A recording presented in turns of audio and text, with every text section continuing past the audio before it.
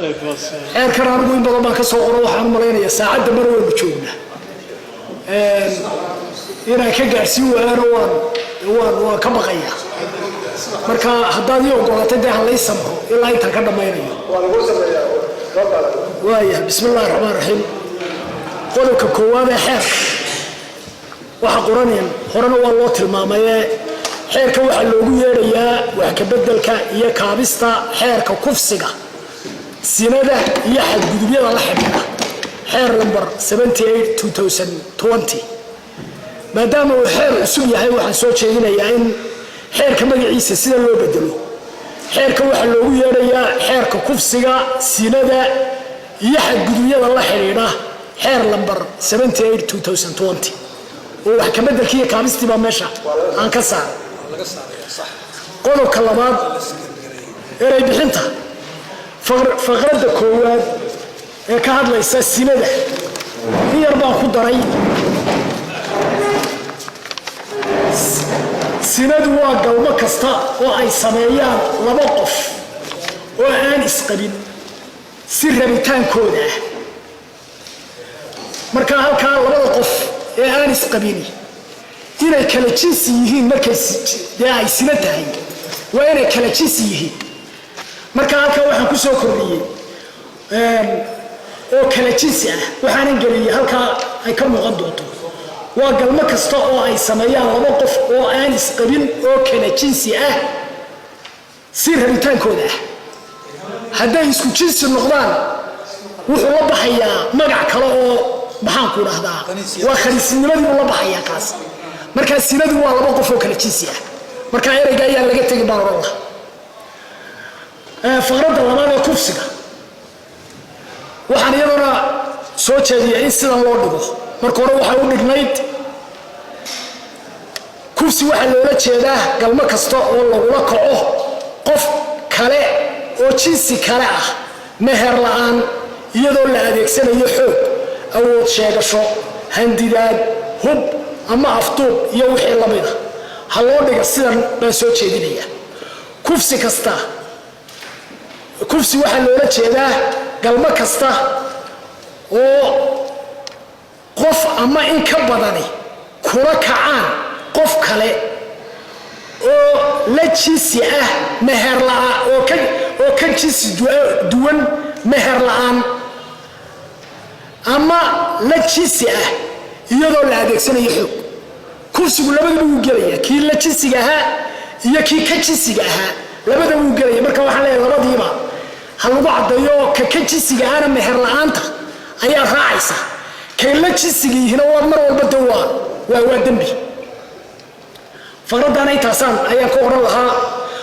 qodobka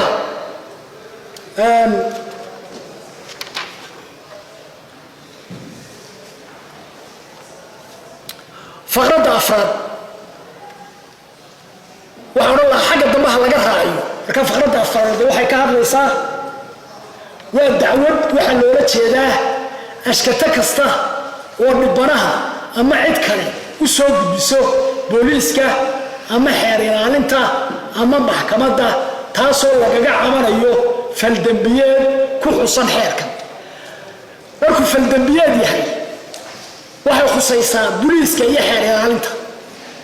maxkamadaha markay madani tahay unbaa qofku toos u geystaa mararka qaarkoodna dacwad madaniyabaa dee halkan ka dhalan kartaoo markay magdhow iyo waxyo soo galaan qaab madani baa loogu dacwoon karaa markaa si uu labadiiba u qaato oo maxkamadda u tegi karo booliiska iyo xeer ilaalintana ay u magaranaysaa loo geyn karo dacwadda oo ay dacwaddu dhankii madaniga iyo dhankii faldembiyeedka labadaba u qaadan karto waxaan odhan lahaa xagga dambaha laga raaciyo ama waxyeello kasta oo ay sababeen faldembiyeedagaasi ama waxyeello kasta oo ay sababeen waayo dhinaca waxyeellada maxkamadaha khusaynaya dhinaca faldembiyeedyaduna xeer ilaalinta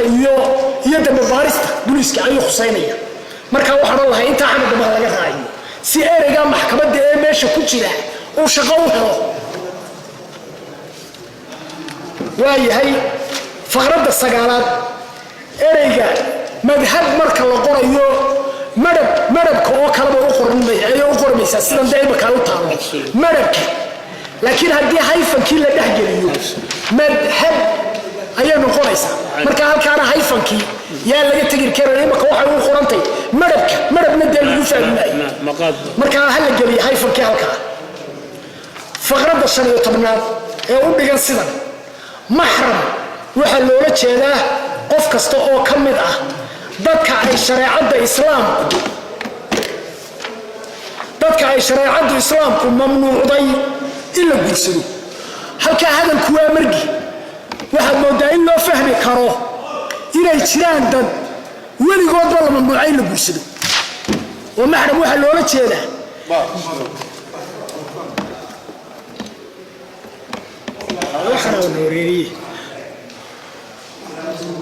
maxram waxaa loola jeedaa marka la yidhaah dadka ay shareecaddu mamnuucday in la guursado waxaa loo fahmi karaa inay jiraan dad weligooda mamnuucay in la guursado waxaa odhan lahaa si ay u caddaato taas oo dadkii ehelnimada iyo xididnimada iyo naasnuujinta iyo waxaa qofka ay qaraabaa yihiin ay yahay waxaa laga mamnuucay si loogu fahmo waxaa odhan lahaa sidan ha loo dhigo maxram waxaa loola jeedaa qof kasta oo ka mid ah dadka ay shareecadda islaamku ka mamnuucday qofka guursanaya inuu guursado xidhiidh ehelnimo xididnimo naasnuujineed iyo wixii la mid ah oo ka dhaxeeya dadka iyo qofka guurkooda laga mamnuucay halkaa markaa waxaan caddeeyey inay dadka qof ka mid ah maxramkiisa ee la mamnuucay dadka maxramkii dee dad kale u xalaal yihiin marka dadkii kale u xalaal yihiin bay dee fasax u yihiin isaga u bay ka mamnuuc yihiin dadka ehelnimadaas ka dhaxayso markaana sidaa loogu caddeeya baan odhan faqradda 12aad waxaa la dhifaangareeyey maandoorin baa marka hore ereyga lagu qoray haddana definitionku maandooriyuu ka hadlaya maandoorin waxaa loola jeedaa wax kasta oo qofka la siiyo ama lagu sixro kaasi oo lumiya xiska ama kala garashada qofka maandooriye ayaa la dhifaangaraynaya maandoorin ma aha waxa halka lagu sheegay marka waxaan ku bedelay maandoorin waxaa loola jeedaa ka luminta ama ka qaadista qofka xiska ama maanka iyadoo la adeegsanayo maandooriye ama sixir maandoorintii baan anugu markaa imika dhifaangareeyey tii horena maandooriye ahaydoo iyadoo maandoorin la doonaya in la dhifaangareeyo ama la tilmaamo ayaa maandooriye tilmaantii inaga noqotay qodobka 3aad ujeedooyinka xeerka faqradda 1aad waxay u dhigan tahay sidan in la dejiyo xeer waafaqsan shareecadda islaamka iyo dastuurka qaranka jamhuuriyadda somalilan mabaadi'da guud ee cadaaladda qiyamka iyo dhaqanka suuban ee ummaddu leedahay halkan xeerkan ujeedadiisii waxaa laga dhigay in la dejiyo xeerar kale oo waafaqsan shareecadda islaamka xeerar kale dee in la dejiyo xeerar kalena maaha ujeeddada xeerkan ujeeddada xeerkan waxaa odhan markaa ha loo dhigo faqraddaas sidan in la ilaaliyo qiyamka iyo dhaqanka suuban ee ummaddu leedahay xeerkan ujeeddadiisu taasaa noqon karaysa wax isagaa lagu ilaalinayaa xeerkanaa lagu ilaalinayaa qiyamka iyo dhaqanka suuban ee ummaddu leedahay marka taasaa ujeedda ah faqradda 2aad ee u dhigan sidan in la hergeliyo ciqaabta shareecaddu u dhigtay siinada noocyadeeda kala duwan sida ta ay isla ogol yihiin labada sinaysanaya iyo takhasabka iyo jujuubka ku timaada iyo faldambiyeedyada kale ee la xidhiidha waxaa odhan lahaa ha loo dhiga iyadana sidan in la xakameeyo faldambiyeedyada sinada maaha in xeero ku la dhacgeliyo ujeeddadeenu maahae ujeeddadaynu ka leenay xeerka waxa weeye in la xakameeyo sinada iyo dhaqanxumooyinka ummadda ku faafaya ayaynu ujeeddo ka leenay marka in la xakameeyo faldambiyeedyada sinada noocyadeeda kala duwan sida ta ay isla ogol yihiin labada sinaysanaya iyo takhasabka ama jujuubka ku timaada iyo dambiyada la xidhiidha ayaan xakamayntaasa in la xakameeya baa loola jeedaa faqradda 3aad dhigan sidan in la ilaaliyo karaamada aadamaha dhammaantood gaar ahaan qofka dumarka ah waxaan oran lahaa la ballaariyo sidan ha loo dhigo in la ilaaliyo karaamada aadamaha dhammaantood gaar ahaan dadka nugul marka la yiraahdo waxa soo gelaya dumarkii baa soo gelaya oo dadka waalan baa soo gelaya oo naafada soo gelayso carruurta soo gelayso marka uu ballaaran yahay marka in dhammaan qiyamkooda la ilaaliyo kuwana gaar loo sii ilaaliyo ayaa wallahi ujeedada xeer iyadana ka mid noqon karaysa faqradda afraad u dhigan sidan in laga hortago isla markaana la joojiyo faafitaanka sinada waxaan oran lahaa hala tirtiro oo maadaama aynu xagga sare ku sheegnay in la xakameeyo sinada iyo waxaan qabaa inaan loo baahnayn markaa in sinada gaarkeed markaa loo tilmaamo halkan faqradda shanaad oo hadda noqonaysa faqradda afraad u dhigan sidan in la xaqiijiyo in dhabbanayaasha kufsiga iyo faldimbiyeedyada kale ee galmo iyo weliba markhaatiyaashoodu helaan cadaalad ku salaysan shareecadda islaamka halkaa iyadana si kalaan u dhigi lahaa in la xaqiijiyo dhabbanayaashuna cadaalad bay u baahan yihiin dadka kale oo dhammina hadday ehel yihiin hadday markhaati yihiin hadday magaranaysaa qareenna yihiin ilaalin bay u baahan yihiin marka dadka isagana cadaaladdaa siiyey dadkii dhibana ahaa inta kalena ilaalin bay yeelanayaan markaa sidan aan u dhigay in la xaqiijiyo in dhibanayaasha kufsiga iyo xadgudubyada la xidhiidha ay helaan cadaalad ku salaysan shareecadda islaamka isla markaana dhibanayaasha ehelkooda markhaatiyaashooda iyo qareennadoodu ay helaan ilaalin iyo badbaadin taana sidaasaan ayaan oran lahaa marka laba weji inuu xeerku qaarna ilaaliyo qaarna uu cadaalad u doono faqradda lixaad oo noqonaysa faqradda shanaad in la helo xeerar sahlaya ama saamaxaya in nidaamka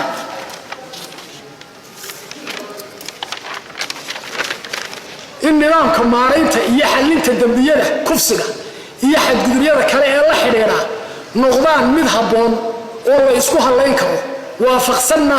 axkaamta shareecadda islaamka iyo xuquuqda dastuuriga ah ee cidda dhibanaha ah iyo eedaysanayaasha ay xaqa u leeyihiin waxaana lahay iyadana qaabkan kale ha loo dhigo oo ujeeddo noqonaysa in la helo nidaam cadaaladeed oo waafaqsan axkaamta islaamka oo suurtogeliya maaraynta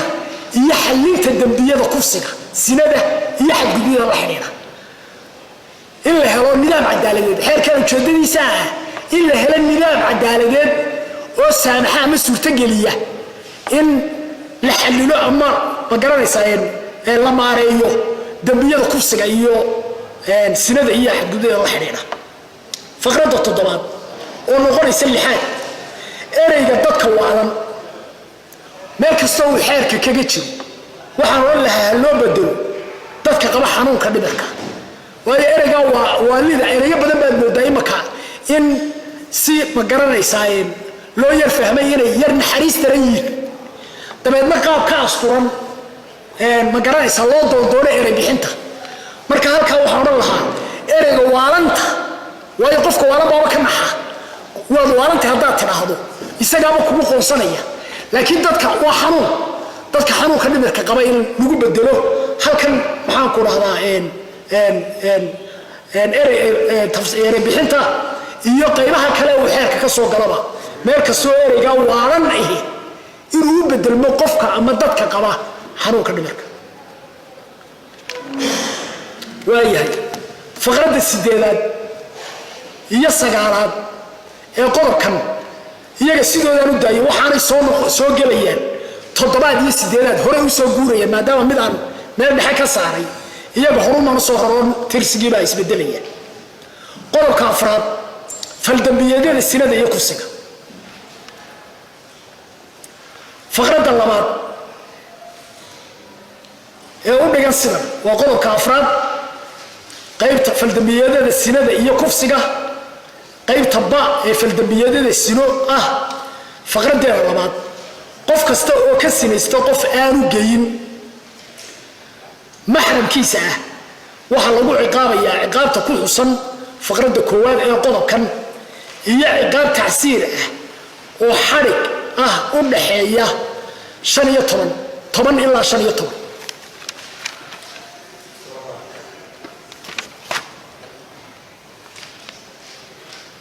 halka tacsiirka uu baranuhu wax yar ka bedelo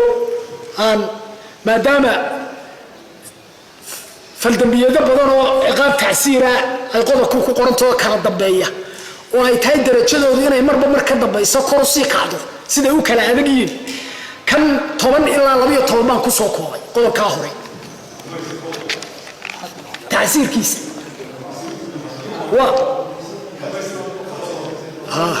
waa haddii aanu dil noqon in tacsiirkiisu noqdo 10 ilaa 12 faqradda saddexaad ee qodobkan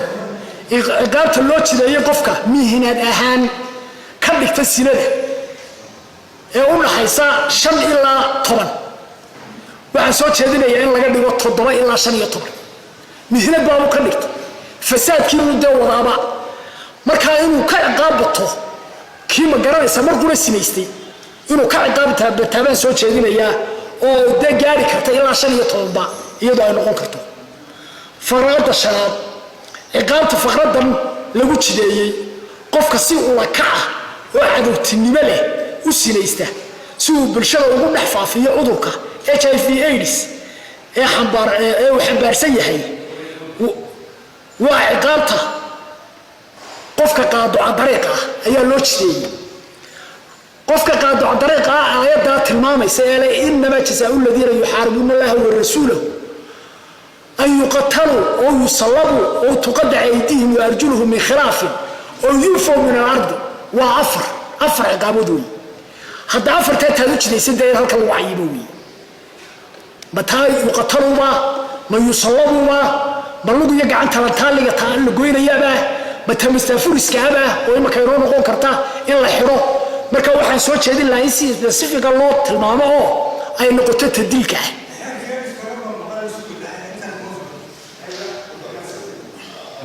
inay noqoto tadilka halka aayadda guud ahaan inaan loo dirine qofka hadduu dambi specific galay oo cudur HIV/AIDS qof qaadsiiyey hadda ciqaabtii afar ka dhigide oo ka doona la doortay mid specific waa inay noqotaa ilaa cudurka waa specific dambigiiba waa specific uu cad yahay marka waxaan anigu halka oran lahaa ha noqoto tadilka ee ugu horeysa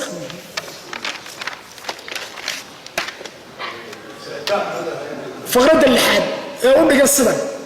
هدي المير أما قفوا على سيدنا يرو قصة بسنة آيات القرآن كان سؤال هذا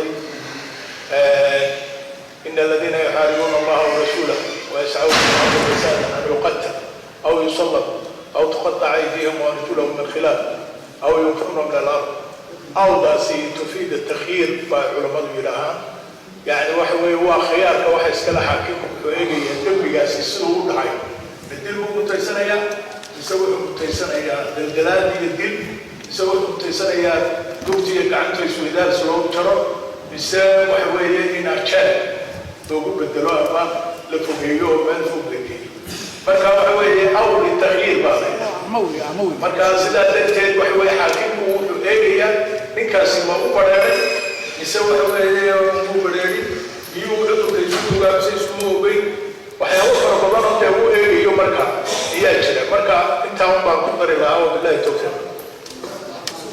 أرجو الصلاة واركيا ما يدا وحلا يلا نحدين أوضاع سعاني تفيدني دمك تا أوضاع نحدين وحوين مركا وقفوا قادوا على طريق يحيي هدو ضدك هنتيهم كذا ودمبي هدو هنتيهم كذا haddii dil ku daro ama dhaawac ku darana uu ka culisi kada marka uu salabowda iyo tuqada aydihim waarjulhum min khilaaf waxay galaysaa marka uu dilka yaa ku sii dhaxgeysto ayuu galaya marka halkan waxa weeye uu qaadsiyo cudur aan dawalahay uu dhiman doona ma garanaysa marka halkaas oo la hadee han noqoto maaha marka horeba curuska ayriskii muu ahayn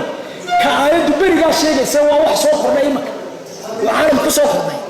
marka aniga ra'yigaygu waxa weeye waa laga duwi karaa ra'yigaygu anigu waxa weeye diin ha laga dhigo waana laygu khilaafi karaa dee waana laygu raaci karaa waayahay faqradda lixaad haddii ilmo yar ama qof waalanu uu qof kale ka sinaysto wax ciqaab ah la marin maayo balse waxa waajib ah in cidda mas-uulka ka ah ilmaha yar ama qofka waalan inay mariyaan edbin iyo akhlaaq toosi shareecada waafaqsana halka horta qofkii waalaa waa tii aan hore uga hadlay in ereygii kale lagu bedelo mudanayaasha qaar baa soo qaaday inay ilmo yar waxma kufsado waynu soo marray maxaan ku lahdaa 12 wada dhalinyaro ahoo midkoodna qaan gaarin oo inan la mid hoo ilaahan qaan gaarin oo gaas loo diray kufsaday waa wax dhaca horta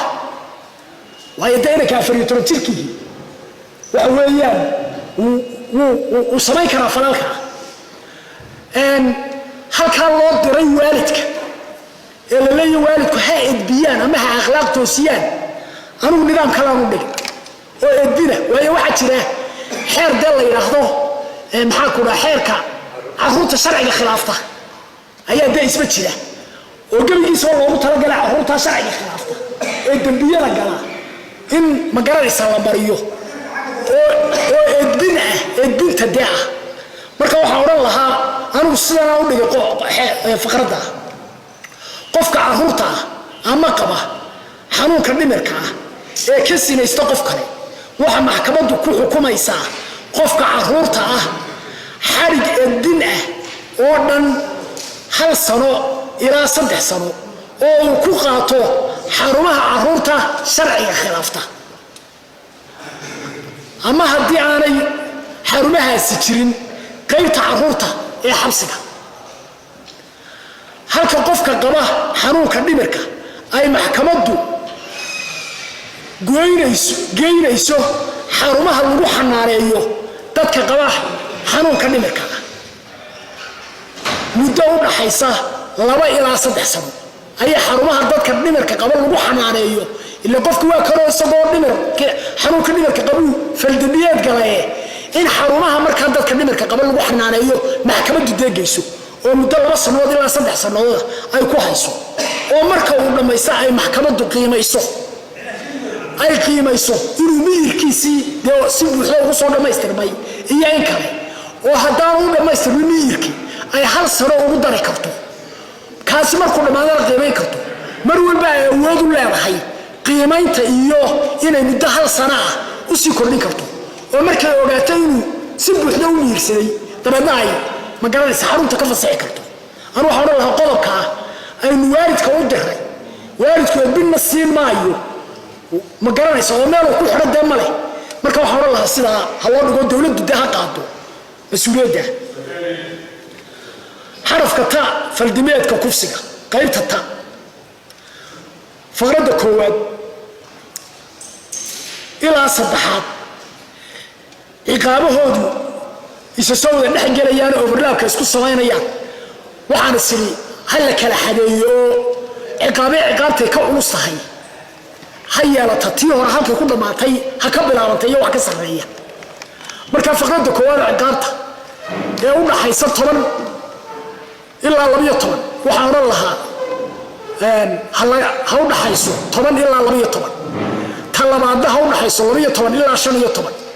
ta faqradda saddexaadna ha u dhaxayso waa faqradaha UK ee korta faqradda 1 ta labaad ta saddexaad ayaa soo jeediyeen faqradda 1 ciqaabta ku qoran ay 10 ilaa 12 sano noqoto ta faqradda labaad ku qorayna 12 ilaa 15 noqoto ta faqradda saddexaad ku qorayna 15 ilaa 20 ay noqoto faqradda afraad ta ku qoran ma ay noqoto haddii aanu u dhiman tala leeyahay ciqaabta faqradda lagu waajibiyey ee xabsi daa'im in laga dhigo qaybta dilka ah ee lagu jideeyey aayadda 33 ee maxaan ku dhahay suurat al-maa'ida maadaama kii sinada ahaaba aayaddaa la mariyey ka kufsiga dee isagu taa ku maray dee isna wax looga aayaddaa looga daayay anugu maan garan marka waxaan odhan lahaa ka kufsigana aayaddaas 33 maxaan ku dhahdaa suurat al-maa'ida ha lagu qaado faqradda shanaad ee qodobka ee u dhigan sidan qofka gala faldambiyeed kufsi isla markaana gaarsiiya dhibanaha cudurrada aan daawada lahayn sida HIV/AIDS kaasi oo sababa dhimashadiisa dhibanaha kadib xukunka faldambiyeedkaasi waxa uu dambiilihii xukunaa haddii aanu xukunka hore ahayn qisaas oo mutaysanaya ciqaab qisaas ah haddii aanay ku bedelan diyo ama aanay cafin dadkii dhaxalka lahaa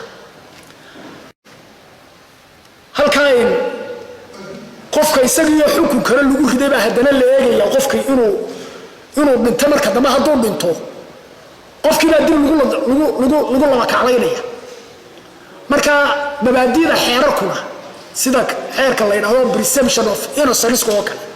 qofka inuu dambiiluhu yahay inuu eedaysanu yahay dambiilaawe ilaa inta lagaga cadaynayo dee inuu dambiilo yahay waa mabda sharci halkan mabda sharci baa isagana jaban oo mabdiga sharci waxa weeye qofna laba goor isku faldambiyeed looma ciqaabi karo qofna laba goor haddii maanta dambi aad gasho oo lagu xukumo berrita la odhan maayo inta dib haddana lagu soo qabto ciqaabtii hore waa ku yaraydee tutii ka badan hal la saaro la odhan maayo marka laba goorka in laga daayo oo anigu mar qurun baabanaya aayadda haloo isticmaalo aayaddayn haloo adeegsado haloo cuskado aayadda 3 ee suurat al-maa'ida oo qofku mar uun lagu qaadsiiyey cudur buu qaadsiiyey cudurkana qasab buu ku qaadsiiyey inuu u dhiman doonana dawaama malahabaa la yidhi cudurada loo dhintay halista ah kaas iyo kan jooris cadka la yidhaa iyo waa xanuunada loo dhinto marka haddii kuwa uu qaadsiiyo dee qofka in aayaddii markaas toosa loogu qaado faqradda lixaad haloo cuskado baan iyadana odhan lahaa isla aayadda faqradda 7 iyo 9 magdhowga qodobkan wuxuu soo qaaday magdhowyo doora oo gabadha ma garanaysaa la kufsaday la siinayo oo maraa meher haddii qof qori kufsado meher bay ku leedahay meher almidkii waxa la yidhaa dhigeeda wixii lagu meheriyey oo kale ayay yeelanaysaa baa la yidhi haddii la bikra jabiyeyna mag dumar oo dhammaystiran ayay yeelanaysaa halkaa qolada arrimaha shareecadda iga yar aqoonkood waxaa odhan lahaa haddii nas cad loo helo bikra jabintu inay mag dhammaystiran ay keento in loo xukumo sideedaynu ku qaadanayna oo dee waa qodob sharci oo ka tallaabi mayno haddayse cuslaynun ahayd waxaan soo jeedinayaa in laga dhigo mag dumar oo dhammaystiran nuskeed 25 halaad halkay 50 ka ahayd bikra jabintu inay markaa 25 noqoto baan soo jeedin lahaa waxaase ka horaysa in la hursado marka hore in nasku caddaynayo inay mag dhammaystiran leedahay gabadhaan la bikra jabiyey iyo in kale isla qodobkan qaybtan faqraddeeda 10 waxay tilmaamaysaa iyana qofka waalan ama ilmaha isaguna si qasab ah kufsiga ku sameeya inaanu dambi lahayn ee edbintii oo kale uu yeelanayo isla qodobkan faqradana waxaan u raacay sidii tii hore in ilmahana la mariyo wax kufsaday ee aan qaan gaarin dhaqan celintii carruurta sharciga khilaafta ahayd la mariyo ee hal oo isaga aan ciqaabta u kordhiyey halka kii hore uu ka ahaa maxaan ku dhahdaa isinaystay uu ka ahaa hal ilaa 3 sannadood kan kufsaday waxaan uga dhigay 3 ilaa 5 sannadood ka waalanna waxaan isagana idhi ha lagu eego muddo ma garanaysaa iyana ka badan oo 3 ilaa 5 sannadood ah broseeskii xarumaha dadka dhaqan celinta dadka dhimirka ah